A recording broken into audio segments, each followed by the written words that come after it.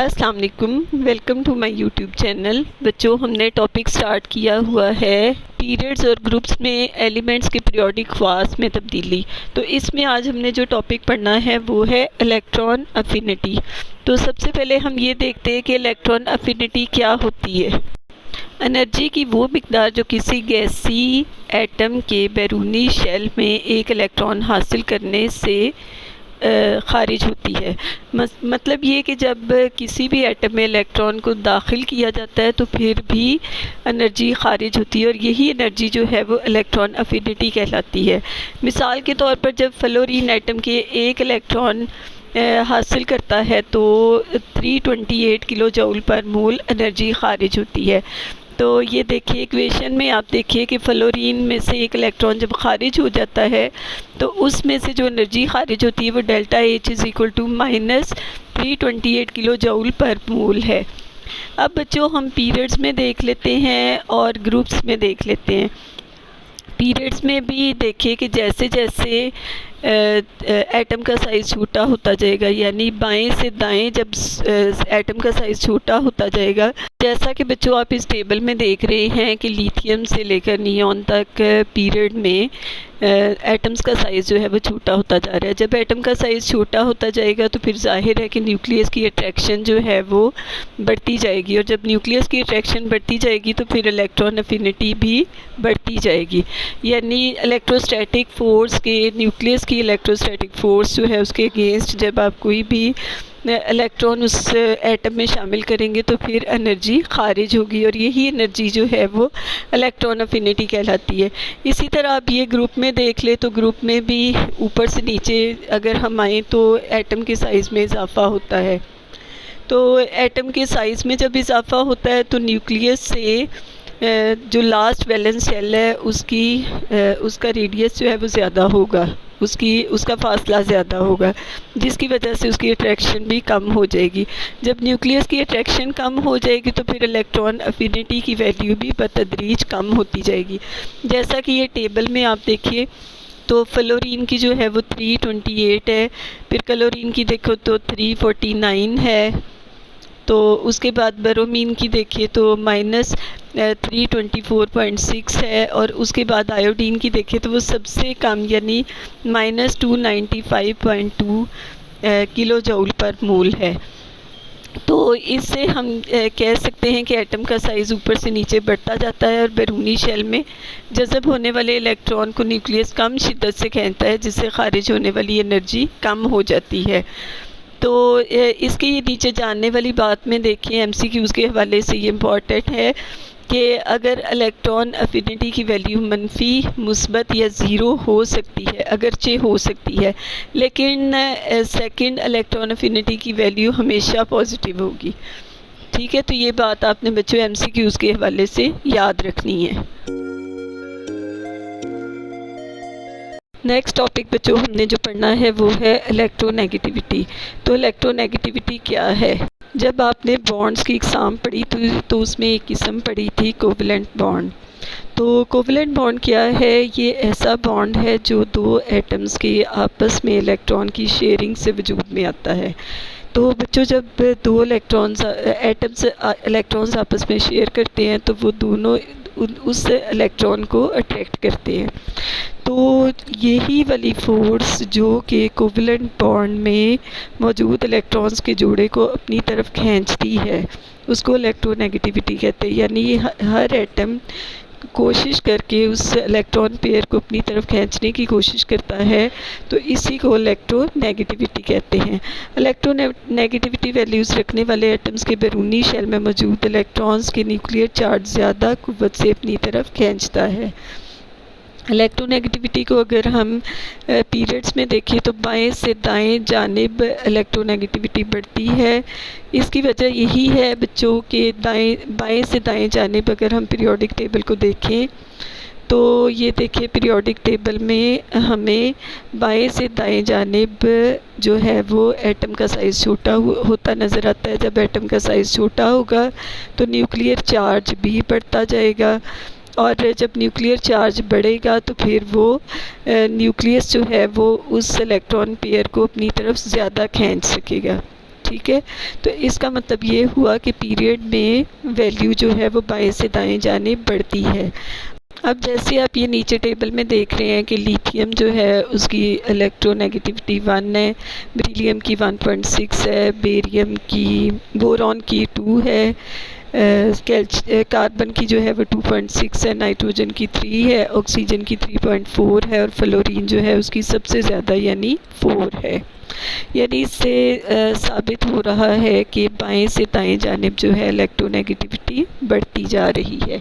इसी तरह अगर हम ग्रुप में देखें तो ग्रुप में बच्चों ऊपर से नीचे जैसे fluorine, chlorine, bromine, iodine, group 17 की अगर हम एग्जांपल देखते हैं तो इसकी इलेक्ट्रोनेगेटिविटी ऊपर से नीचे जो है वो कम होती जा रही है। वो कम होने की रीज़न भी यही है, ये मैंने डायग्राम में भी आपको दिखाया है कि ऊपर से नीचे जो है वो एटॉमिक साइज़ बढ़ता जाता है और जैसे जैसे एटॉमिक साइज़ बढ़ेगा तो न्यूक्लियर चार्ज कम होता जाएगा। जैसे ये देखिए फ्लोरीन की 4 है, क्लोरीन की 3.2 है, ब्रोमीन की 3 है और आयोडीन जो है उसकी 2.7 यानी सबसे कम 2.7 आयोडीन की है। उसके बाद बच्चों अगला जो टॉपिक है हमारा वो है मेटेलिक करैक्टर और रिएक्टिविटी। तो मेटेलिक करैक्टर क्या है? किसी एलिमेंट के इलेक्ट्रॉन्स खो देने की काबिलियत को मेटेलिक करैक्टर कहते हैं। यानी किसी भी एटम में से जब इलेक्ट्रॉन निकल जाते हैं तो वो उसका मेटेलिक करैक्टर कहलाता है। ठीक है, तो जब किसी भी एटम में से इलेक्ट्रॉन निकल जाते हैं तो वो या तो मुस्बत आयन बन जाता है या फिर कैटायन बन जाता है। यानी मुस्बत आयन और कैटायन एक ही बात है। चूँकि आयोनाइजेशन एनर्जी की वैल्यू जो है वो भी ऊपर से नीचे कम होती है, यानी ऊपर से नीचे जैसे जैसे एटम का साइज़ बढ़ता जाता है तो इजीली एटम्स अपने इलेक्ट्रॉन खो सकते हैं क्योंकि उसकी न्यूक्लियर चार्ज की जो अट्रैक्शन है वो कम होती जाती है। इसी वजह से मेटालिक करैक्टर और रिएक्टिविटी ग्रुप में ऊपर से नीचे बतदरीज बढ़ती जाएगी। अगर हम पीरियड में देखें तो पीरियड में जब हम बाएं से दाएं चलते हैं तो एलिमेंट्स के न्यूक्लियस में मौजूद मुस्बत चार्ज में इजाफा होता है, यानी एटम का साइज़ भी छोटा होता जाता है और जो न्यूक्लियर चार्ज है वो बढ़ता जाता है। तो इसका मतलब ये है कि यहाँ पर एटम्स में इलेक्ट्रॉन्स का खोना जो है वो बहुत मुश्किल हो जाता है। इसलिए पीरियड में बाएं से दाएं मेटालिक करैक्टर कम होता जाता है। ठीक है, इस लिहाज से केमिकल रिएक्टिविटी भी कम हो जाती है। मिसाल के तौर पर दूसरा पीरियड एक रिएक्टिव एलिमेंट सोडियम से शुरू होता है और इसके बाद मुकाबलतन कम रिएक्टिव एलिमेंट मैग्नीशियम आता है, फिर एलुमिनियम, फिर सिलिकॉन। फिर इसमें जो एलुमिनियम और सिलिकॉन है वो सोडियम और मैग्नीशियम की निस्बत कम रिएक्टिव हैं। इसकी वजह यह है कि जैसे ही पीरियड में बाएं से दाएं जानिब चलते हैं तो बैरूनी शेल में इलेक्ट्रॉन्स की तादाद बढ़ती जाती है जिससे इलेक्ट्रॉन का खोना मुश्किल होता चला जाता है। पीरियड में जब हम मज़ीद दाएं तरफ हरकत करते हैं तो नॉन मेटल्स आ जाती हैं जिसकी रिएक्टिविटी बतदरीज ज़्यादा होती है। बच्चों अब इस वीडियो का और इस चैप्टर का लास्ट टॉपिक आ जाता है डेंसिटी। किसी शय के इकाई हुजम में मौजूद मैस को उस शय की डेंसिटी कहते हैं। बच्चों अगर हम एलिमेंट्स की डेंसिटी की वैल्यूज़ आमतौर पीरियड में बाएं से दाएं हरकत करने पर देखें तो वो बढ़ती हैं। इसकी वजह क्या है कि जब हम बाएं से दाएं जानिब जाते हैं तो अब तक हम बार बार यही बात कर चुके हैं कि क्योंकि एटम का साइज़ छोटा होता जाता है और एटम का साइज़ क्यों छोटा होता जाता है, उसमें इलेक्ट्रॉन्स की तादाद बढ़ती जाती है। जब इलेक्ट्रॉन्स की तादाद बढ़ती जाएगी तो फिर ऑटोमेटिक बाएं से दाएं पीरियड में एलिमेंट्स की डेंसिटीज़ बढ़ती जाएंगी। जबकि ग्रुप में ऊपर से नीचे अगर हम देखें तो उसमें कोई इतनी नुमायाँ तब्दीली नहीं आती। डेंसिटी के लिए हम ग्राम पर सेंटीमीटर क्यूब इकाई जो है वो इस्तेमाल करते हैं। अब ये टेबल देख लें तो ग्रुप में मौजूद एलिमेंट्स जैसे लिथियम है तो उसकी डेंसिटी 0.53 है, सोडियम है तो उसकी 0.97 है, पोटाशियम है तो उसकी 0.89 है, रुबीडियम है तो उसकी वैलेंसी जो है वो 1.63 है और सीजियम जो है वो उसकी 1.8 879 है, यानी थोड़ा बहुत ही फ़र्क पड़ता है, तकरीबन मिलती जुलती डेंसिटीज़ ग्रुप में मौजूद हैं।